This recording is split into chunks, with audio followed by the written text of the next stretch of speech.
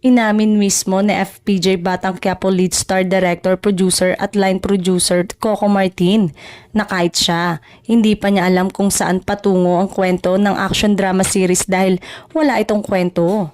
Nakapanayam si Coco ni Showbiz Insider TV host OG Diaz sa kanyang vlog na OG Diaz Inspires. At dito ay natanong siya kung paano niya nagagawang pagsabay-sabay ng mga ginagawa niya. Aminado naman si Coco na nahihirapan siya sa ginagawa niya, lalo't siya na rin ang producer at line producer ng sariling show.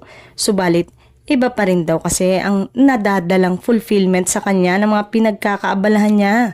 Sabi pa ni Coco, kahit nakapikit daw siya, alam niya ang ginagawa niya ngayon.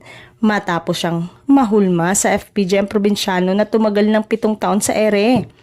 Minamani-mani na lamang niya ang mga ginagawa niya kapag nasa taping sila. Sinigundahan naman ito ni OG dahil nakakarating daw sa kanya ang mga papuri kay Coco. Dahil sa pagiging malikhain niya, lalo na raw si dating ABS-CBN President Charo Santos Concho, na kabilang din sa cast ng Batang Quiapo. Talagang naririnig ko sa kanila, brainy si Coco pagdating sa paggawa ng mga eksena. Yung iba nagtataka, paano ginagawa ni Coco yon on the spot, sa set mismo. Kaya niyang bumuo, syempre. Hindi naman namin mananakaw ang utak ni Coco, pero saan ba galing yan? Tanong ni OG.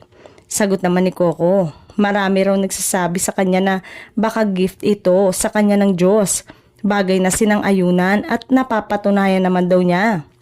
Marami na daw siyang show na tumapat sa probinsyano at Quiapo.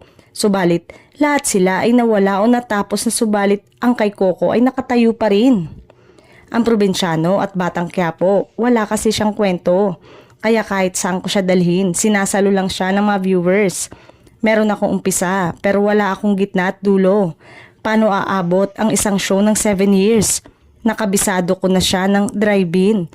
Alam ko na, paliwanag ni Coco. Dagdag pa ni Coco, kapag nasa set daw siya, aminadong masungit at metikuloso siya dahil sa kanyang work ethic na siya kapag nasa trabaho. Kailangan nakafocus sa trabaho dahil katwiran niya. Hindi naman daw siya naglalaro lang.